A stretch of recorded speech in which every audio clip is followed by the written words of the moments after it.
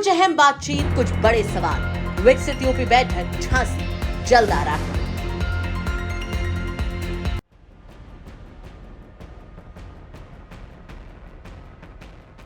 UGC के नए नियमों को लेकर बीते कुछ दिनों से देश भर में हंगामा देखने को मिल रहा था। लोग सड़कों पर विरोध प्रदर्शन कर रहे थे, सियासी गलियारों में बयानबाजी चल रही थी और इन सब के अलावा लोगों के मन में बिल को लेकर कई तरह की शंकाएं और सवाल थे। लेकिन आज सुप्रीम कोर्ट का मामले पर बड़ा फैसला आया है और सुप्रीम कोर्ट ने 13 जनवरी 2026 को अधिसूचित यूजीसी के नए नियमों पर फिलहाल रोक लगा दी है। कोर्ट ने कहा कि फिलहाल 2012 के दिशा निर्देश लागू रहेंगे और आगे भी प्रभावी रहेंगे। कोर्ट ने कहा कि फिलहाल 2012 के दिशा निर्देश लागू और आगे भी प्रभावी रहेंगे।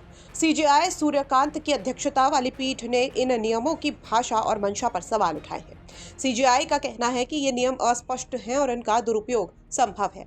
अब इस मामले की अगली सुनवाई मार्च के महीने में होगी और इस पूरे प्रकरण के बाद सपा सुप्रीमो अखिलेश यादव का पहला रिएक्शन सामने आया है। अखिलेश यादव ने इस बिल को लेकर फिलहाल तक तो साफ शब्दों में कुछ नहीं कहा था, लेकिन सुप्रीम कोर्ट के फैसले के बाद अखिलेश यादव ने अपने सोशल माइक्रोसाइट एक्स हैंडल पर एक पोस्ट कर दिया है।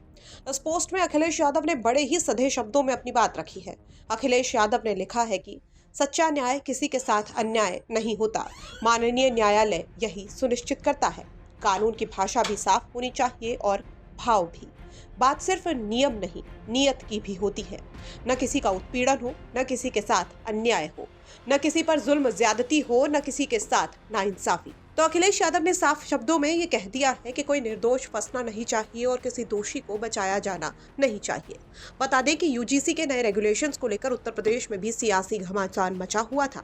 इसके खिलाफ सामान्य वर्ग के उग्र विरोध और ओबीसी संगठनों के समर्थन के बीच समाजवादी पार्टी, बीजेपी और बसपा जैसी प्रमुख पार्टियां काफी वक्त तक चुप्पी साधे हुए थी।